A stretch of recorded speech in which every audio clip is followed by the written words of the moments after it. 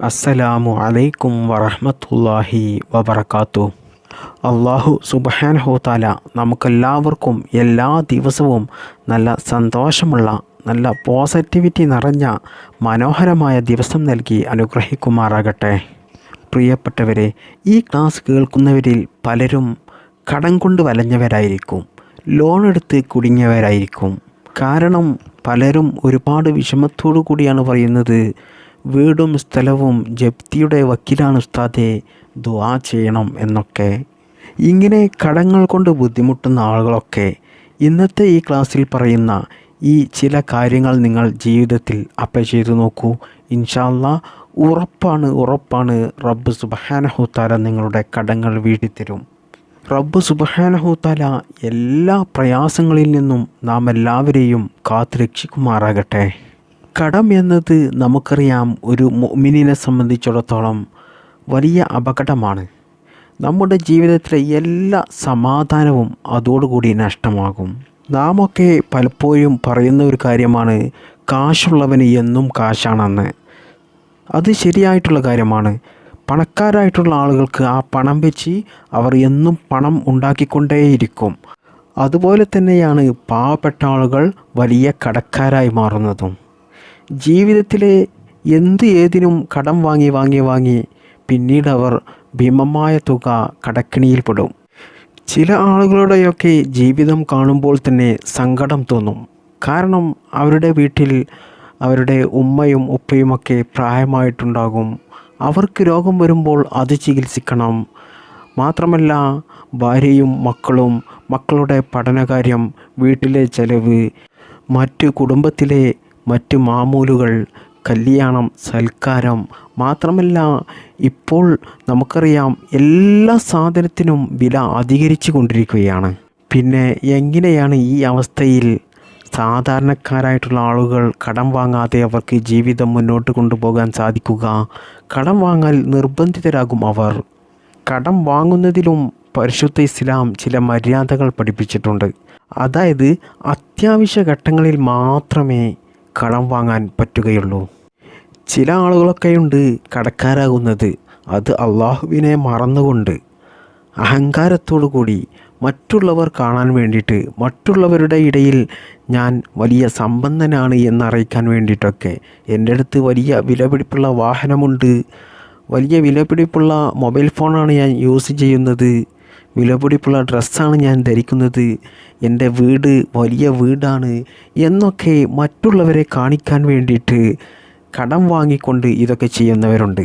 പിന്നീട് അവരെ അല്ലാഹു സുബ്ഹാനഹു തആല ദാരിദ്ര്യത്തിൻ്റെ അടിത്തട്ടിൽ കൊണ്ടുപോയി ഇടും. കടം എടുത്തിട്ടും ലോൺ എടുത്തിട്ടൊക്കെ വലിയ വീട് വെച്ചിട്ടുണ്ടാകും. അവസാനം അവനിക്ക് ആ ലോണിൻ്റെ പണം അടക്കാൻ കഴിയാതെ അത് ജപ്തിയുടെ വക്കിലെത്തുകയും അത് ജപ്തി ചെയ്യുകയും ചെയ്യും. അവസാനം ഇത്തരക്കാരായിട്ടുള്ള ആളുകൾക്ക് അവസാനം സംഭവിക്കുന്നത് ജനങ്ങൾക്കിടയിൽ തലയുയർത്തി നടക്കാൻ പറ്റാത്തൊരു അവസ്ഥയായിരിക്കും. അവർ ജനങ്ങൾക്കിടയിൽ വലിയ നാണക്കേടിലാകും.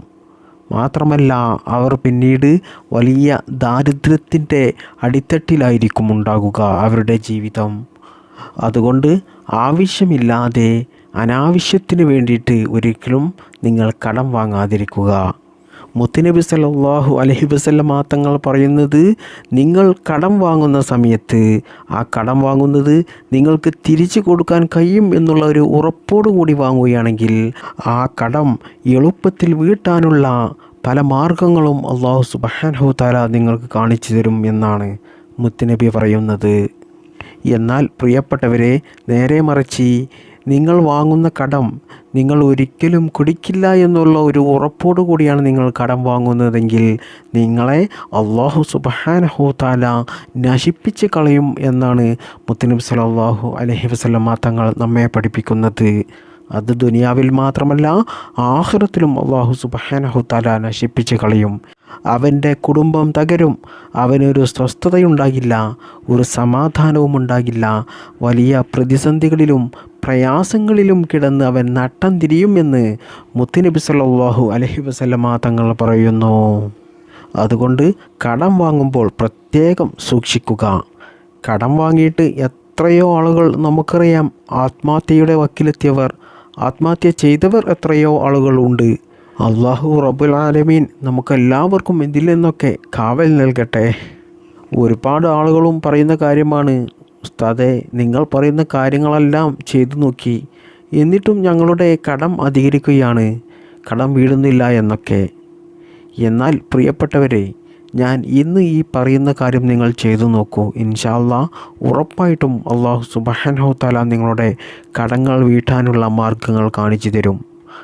കടം വീട്ടാനുള്ള മാർഗം കാണിച്ചു തരും എന്ന് പറഞ്ഞാൽ അല്ലാഹു സുബ്ഹാനഹു തആല ആകാശത്തിൽ നിന്ന് നിങ്ങൾക്ക് നേരെ പണം എറിഞ്ഞു തരികയല്ല, ആകാശത്തിൽ നിന്ന് പണം ഇട്ടു തരികയല്ല ചെയ്യുന്നത്. നിങ്ങൾക്ക് കടം വീട്ടാനുള്ള മാർഗങ്ങൾ കാണിച്ചു തരും. അതുവഴി നിങ്ങൾക്ക് അല്ലാഹു സുബ്ഹാനഹു തആല ധാരാളം സമ്പത്ത് നൽകും. ആ സമ്പത്തിന് ഒരു പ്രത്യേകതയുണ്ട്. ആ സമ്പത്തിൽ ബറക്കത്തുള്ളത് കൊണ്ട് ആ പണം ഒരിക്കലും നിങ്ങൾക്ക് നഷ്ടപ്പെടുകയില്ല. നിങ്ങളുടെ കടങ്ങളെല്ലാം നിങ്ങൾക്ക് വീട് കിട്ടുകയും ചെയ്യും. മാത്രമല്ല, നിങ്ങളുടെ ജീവിതത്തിൽ പിന്നീട് നിങ്ങൾ ദരിദ്രരാകില്ല, കടക്കാരാകില്ല. സാമ്പത്തികമായിട്ട് നല്ല ഉയർച്ച ഉണ്ടാകും. ഞാൻ ഈ പറഞ്ഞു തരുന്ന കാര്യം നിങ്ങൾ ജീവിതത്തിൽ നല്ല വിശ്വാസത്തോടു കൂടി നിങ്ങൾ ചെയ്യുകയാണെങ്കിൽ, ഞാൻ പറഞ്ഞു തരുന്ന ഈ ദിക്റും ദുആയൊക്കെ ചെയ്ത് നിങ്ങൾ വീട്ടിലിരുന്നാൽ പോരാ, ഇതിനോടൊപ്പം നിങ്ങൾ അധ്വാനിക്കുകയും വേണം. എന്നാൽ അല്ലാഹു സുബ്ഹാനഹു തആല നമ്മൾ ചെയ്യുന്ന ആ അധ്വാനത്തിൽ, നമ്മൾ ചെയ്യുന്ന ആ ജോലിയിൽ, നമ്മൾ ചെയ്യുന്ന ആ ബിസിനസ്സിൽ വലിയ വിജയം നൽകുകയും നല്ല ബറക്കത്ത് ഉണ്ടാകുകയും അതുവഴി നിങ്ങളുടെ എല്ലാ കടങ്ങളും വീടിക്കിട്ടുകയും ചെയ്യും.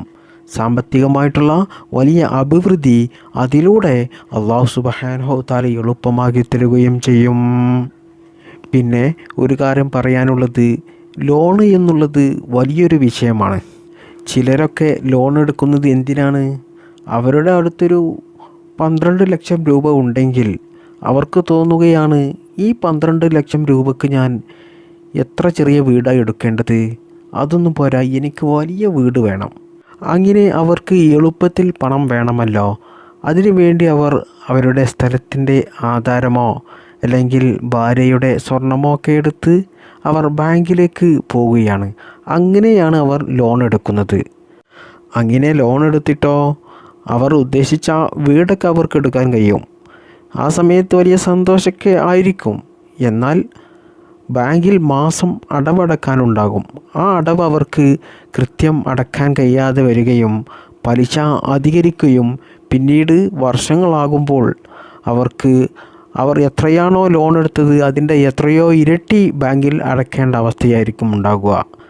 ആ സമയത്ത് പിന്നീട് അവർക്ക് അത് അടക്കാൻ കഴിയാതെ വരുമ്പോഴാണ് ബാങ്കിൽ നിന്ന് വന്ന് ആ വീടും സ്ഥലവുമൊക്കെ ജപ്തി ചെയ്യാൻ നിൽക്കുക. അവസാനം ജപ്തി ചെയ്യും. പിന്നീട് അവർ പോകുന്നത് വാടക വീട്ടിലേക്കായിരിക്കും. അവർ എടുത്ത വീടും അവർക്ക് നഷ്ടമായി, അവരുടെ സ്ഥലവും നഷ്ടമായി, അവരുടെ അടുത്ത് 12 ലക്ഷം രൂപ ഉള്ളത് അതും നഷ്ടമായി, എല്ലാം നഷ്ടമായി. മാത്രമല്ല, ഞാൻ നേരത്തെ പറഞ്ഞതുപോലെ ജനങ്ങൾക്കിടയിൽ നാണം കെട്ടവരായും ചെയ്തു. എന്നാൽ അവൻ്റെ കയ്യിലുള്ള ആ 12 ലക്ഷം രൂപ കൊണ്ട് ഒരു അത്യാവശ്യം സൗകര്യമുള്ള ഒരു വീടെടുത്ത് ആ വീട്ടിൽ താമസിക്കുകയാണെങ്കിൽ ഈ പ്രശ്നങ്ങളൊന്നും തന്നെ വരില്ലായിരുന്നു. അവനിക്ക് സന്തോഷത്തോടു കൂടിയും സമാധാനത്തോടു കൂടിയും ആ വീട്ടിൽ കിടന്നുറങ്ങാമായിരുന്നു. ഇവിടെ സംഭവിച്ചതെന്താ?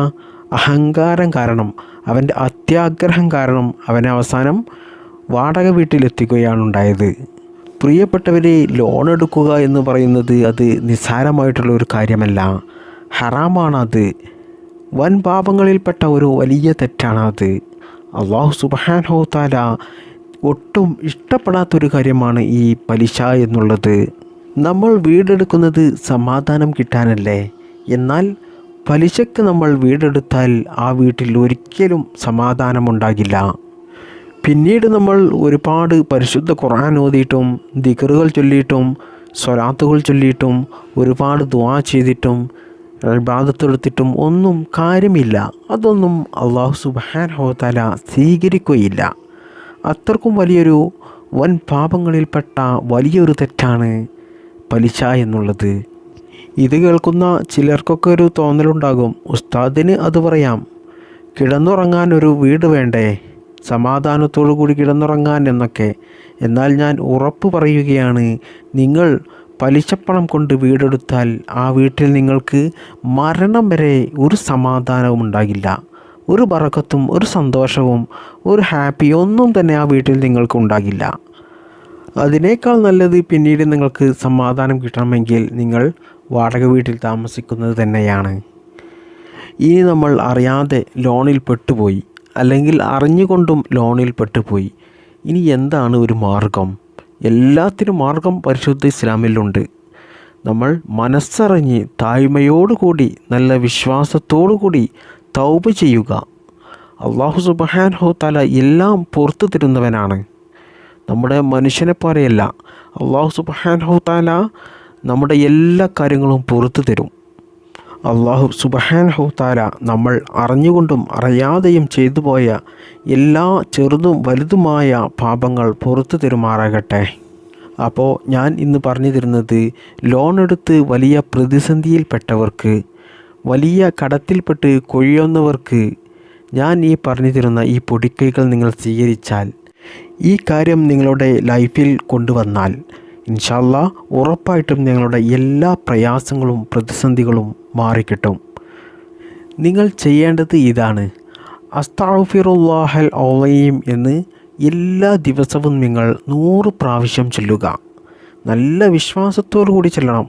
അതായത്, അല്ലാഹുവേ, ഞാൻ ലോൺ എടുത്ത് പെട്ടുപോയി, എനിക്ക് ജീവിതത്തിൽ ഇനി ലോൺ എടുക്കാനുള്ള ഒരു അവസരം എനിക്കിനി നൽകല്ലേ അല്ലാ, എനിക്കിനി പുറത്തു തരണേ അല്ലാ, എൻ്റെ കടങ്ങൾ വീട്ടിത്തരണേ അല്ലാ എന്നൊക്കെ നല്ല ആത്മാർത്ഥതയോടുകൂടി കരഞ്ഞുകൊണ്ട് നിങ്ങൾ അല്ലാഹുവിനോട് ദുആ ചെയ്യുക. അതിൻ്റെ കൂടെ നിങ്ങൾ എല്ലാ ദിവസവും 100 പ്രാവശ്യം അസ്തഗ്ഫിറുല്ലാഹൽ അളീം എന്ന ഈ അതിമഹത്തായ ദിക്ർ ചൊല്ലുകയും ചെയ്യുക. മുത്തുനബി സല്ലല്ലാഹു അലൈഹി വസല്ലമ തങ്ങൾ പറഞ്ഞത് അസ്തഗ്ഫിറുല്ലാഹൽ അളീം, അതായത് ഇസ്തിഗ്ഫാറിനെ അധികരിപ്പിക്കുന്ന ആളുകൾക്ക് സാമ്പത്തിക അഭിവൃദ്ധി നൽകുമെന്നാണ് നമ്മുടെ നബി നമ്മെ പഠിപ്പിക്കുന്നത്. സാമ്പത്തിക ഉയർച്ച നിങ്ങൾ ആഗ്രഹിക്കുന്നുണ്ടെങ്കിൽ, പണക്കാരനാകാൻ നിങ്ങൾ ആഗ്രഹിക്കുന്നുണ്ടെങ്കിൽ, നിങ്ങൾ എല്ലാ ദിവസവും അസ്തഗ്ഫിറുല്ലാഹൽ അളീം എന്ന് കയ്യിനത്രയും ചൊല്ലിക്കോ. ചുരുങ്ങിയത് ഒരു 100 പ്രാവശ്യമെങ്കിലും നിങ്ങൾ ചൊല്ലുക. അതുപോലെ തന്നെ നിങ്ങൾ ചെയ്യേണ്ടത്, എല്ലാ 5 വക്ത് ഫർള് നിസ്കാരങ്ങൾക്ക് ശേഷവും 10 പ്രാവശ്യം ഇതുപോലെ അസ്തഗ്ഫിറുല്ലാഹൽ അളീം എന്ന് ചൊല്ലുക. ചെറിയൊരു ദിക്റാണ്. സെക്കൻഡുകൾ കൊണ്ട് 10 പ്രാവശ്യം ചൊല്ലാൻ നമുക്ക് സാധിക്കും. ചൊല്ലിയതിന് ശേഷം നിങ്ങൾ ഇതുപോലെ അല്ലാഹുവിനോട് ആത്മാർത്ഥമായിട്ട് ദുആ ചെയ്യുക. അതുപോലെ തന്നെ ഇതിനോടൊപ്പം നമ്മുടെ കടങ്ങൾ പെട്ടെന്ന് വീടിക്കിട്ടാൻ വേണ്ടിയിട്ട് നിങ്ങൾ എല്ലാ ദിവസവും സുബ്ഹി നിസ്കാരം കഴിഞ്ഞതിന് ശേഷം ലാ ഇലാഹ ഇല്ലല്ലാഹുൽ മലിക്കുൽ ഹഖുൽ മുബീൻ എന്ന ഈ ദിക്ർ 100 പ്രാവശ്യം ചൊല്ലുക. ലാ ഇലാഹ ഇല്ലല്ലാഹുൽ മലിക്കുൽ ഹഖുൽ മുബീൻ. ഈ ദിക്ർ എല്ലാ ദിവസവും സുബ്ഹി നിസ്കാര ശേഷം 100 വട്ടം പതിവായി ചൊല്ലുന്ന ആളുകളുടെ ജീവിതത്തിൽ അല്ലാഹു സുബ്ഹാനഹു തആല ദാരിദ്ര്യം നൽകില്ല. അവർക്ക് എത്ര വലിയ കടങ്ങളുണ്ടെങ്കിലും അത് അല്ലാഹു സുബ്ഹാനഹു തആല എളുപ്പത്തിൽ വീട്ടിക്കൊടുക്കും. എല്ലാ സാമ്പത്തിക പ്രയാസങ്ങളും പ്രതിസന്ധികളും അല്ലാഹു സുബ്ഹാനഹു തആല തീർത്തു കൊടുക്കുന്നതാണ്. അത്രക്കും വലിയ മഹത്വമുള്ള ഒരു ദിക്റാണ് ഇത്. അപ്പോൾ അസ്തഗ്ഫിറുല്ലാഹൽ അളീം എന്ന ദിക്റും ഈ ലാ ഇലാഹ ഇല്ലല്ലാഹുൽ മലിക്കുൽ ഹഖുൽ മുബീൻ എന്ന ഈ ദിക്റും ഞാൻ ഈ പറഞ്ഞ രീതിയിൽ ചൊല്ലുക. ഇനി കഴിയുമെങ്കിൽ നിങ്ങൾ ഒരു സൂറത്തും എല്ലാ ദിവസവും ഇശാ മഗ്രിബിൻ്റെ ഇടയിൽ ഓതേണ്ടതുണ്ട്. അത് കഴിയുന്നവർ ഓതുക. ഓതിയാൽ അതും സാമ്പത്തിക അഭിവൃദ്ധി നമുക്ക് ലഭിക്കുന്ന ഒരു സൂറത്താണ് സൂറത്തുൽ വാഖിഅ. ഇത് ഒരു പ്രാവശ്യം എല്ലാ ദിവസവും ഇശാ മഗ്രിബിൻ്റെ ഇടയിൽ ഓതുന്നത് ഏറ്റവും നല്ലതാണ്. ഒരു സ്വഹാബിയുടെ അനുഭവം തന്നെ നിങ്ങൾ കേട്ടിട്ടില്ലേ? അതായത്, ആ സ്വഹാബി സ്വത്തുക്കളെല്ലാം ദാനം ചെയ്തു. അപ്പോൾ ആ സ്വഹാബിയോട് ചോദിച്ചു, നിങ്ങളുടെ പെൺമക്കളുടെ കാര്യത്തിൽ നിങ്ങൾക്ക് പേടിയില്ലേ എന്ന്. അപ്പോൾ ആ സ്വഹാബി പറഞ്ഞത് ഇതാണ്: എനിക്ക് എൻ്റെ പെൺമക്കളുടെ കാര്യത്തിൽ പേടിയില്ല. കാരണം എൻ്റെ മക്കൾ സൂറത്തുൽ വാഖിഅ പാരായണം ചെയ്യുന്നവരാണ്, അത് അവർ പതിവാക്കുന്നവരാണ്. അതുകൊണ്ട് ദാരിദ്ര്യത്തെ ഞാൻ ഭയക്കുന്നില്ല എന്ന് ആ സ്വഹാബി പറഞ്ഞു. മുത്തുനബി സല്ലല്ലാഹു അലൈഹി വസല്ലമ തങ്ങൾ നമുക്ക് പഠിപ്പിച്ചു തന്ന ഈ സൂറത്താണ് സൂറത്തുൽ വാഖിയ. ഈ സൂറത്ത് പതിവാക്കുന്നവർക്ക് ജീവിതത്തിൽ ഒരിക്കലും കടമുണ്ടാകില്ല, ലോണുണ്ടാകില്ല, ദാരിദ്ര്യമുണ്ടാകില്ല, സാമ്പത്തിക പ്രയാസമുണ്ടാകില്ല, പണത്തിൻ്റെ കാര്യത്തിൽ ഒരു ബുദ്ധിമുട്ടുമുണ്ടാകില്ല. അതുകൊണ്ട് ഈ സൂറത്തുൽ വാഖിയയും നിങ്ങൾ എല്ലാ ദിവസവും ഇശാ മഗ്‌രിബിൻ്റെ ഇടയിൽ ഒരു പ്രാവശ്യം ഓതുക. അപ്പോൾ പ്രിയപ്പെട്ട മുഅ്മിനീങ്ങളെ, ഞാൻ ഈ പറഞ്ഞു തന്ന ഈ കാര്യങ്ങളൊക്കെ നിങ്ങൾ ജീവിതത്തിൽ പതിവാക്കി നോക്കൂ. ഇൻഷാ അല്ലാഹ് ഉറപ്പായിട്ടും റബ്ബ് സുബ്ഹാനഹു തആല നിങ്ങൾക്ക് എത്ര വലിയ ഭീമമായ തുക കടങ്ങളുണ്ടെങ്കിലും അത് വീട്ടാനുള്ള മാർഗങ്ങൾ കാണിച്ചു തരുന്നതാണ്. ഇനി പറയാനുള്ളത്, നേരത്തെ പറഞ്ഞതുപോലെ തന്നെ പലിശയുമായിട്ടുള്ള എല്ലാ ഇടപാടുകളും ജീവിതത്തിൽ നിന്ന് എടുത്തൊഴിവാക്കുക. അതുപോലെ ഞാൻ പറഞ്ഞ കാര്യങ്ങളൊക്കെ ജീവിതത്തിൽ ചെയ്യുക. മാത്രമല്ല ജോലിക്ക് പോകുക. ഇനി നിങ്ങൾ ബിസിനസ്സാണ് ചെയ്യുന്നതെങ്കിൽ ബിസിനസ് ചെയ്യുക. എന്നാൽ ഇൻഷാ അല്ലാഹ് അല്ലാഹു സുബ്ഹാനഹു തആല എല്ലാ സാമ്പത്തിക പ്രയാസങ്ങളും തീർത്തു തരും, കടങ്ങൾ വീടിക്കിട്ടും. പിന്നീട് ജീവിതത്തിൽ അല്ലാഹു ദാരിദ്ര്യം നൽകുകയുമില്ല. അല്ലാഹു സുബ്ഹാനഹു തആല നമ്മുടെ എല്ലാ പ്രയാസങ്ങളും തീർത്തു തരുമാറാകട്ടെ. ദുനിയാവിലും ആഖിറത്തിലും വിജയിക്കുന്നവരുടെ കൂട്ടത്തിൽ നാം എല്ലാവരെയും ഉൾപ്പെടുത്തട്ടെ. ഇതുപോലെ നല്ല നല്ല ഇസ്ലാമിക് അറിവുകൾ പഠിക്കാനും അത് ജീവിതത്തിൽ പകർത്താനും അതുകൊണ്ട് ദുനിയാവിലും ആഖിറത്തിലും വലിയ വിജയം ഉണ്ടാകുവാനും അല്ലാഹു തൗഫീഖ് നൽകട്ടെ. ബിഹഖി സ്വല്ലല്ലാഹു അലാ മുഹമ്മദ് സ്വല്ലല്ലാഹു അലൈഹി വസല്ലം സ്വല്ലല്ലാഹു അലാ മുഹമ്മദ് സ്വല്ലല്ലാഹു അലൈഹി വസല്ലം. അല്ലാഹുമ്മ സല്ലി അലാ മുഹമ്മദ് യാ റബ്ബി സല്ലി അലൈഹി വസല്ലം.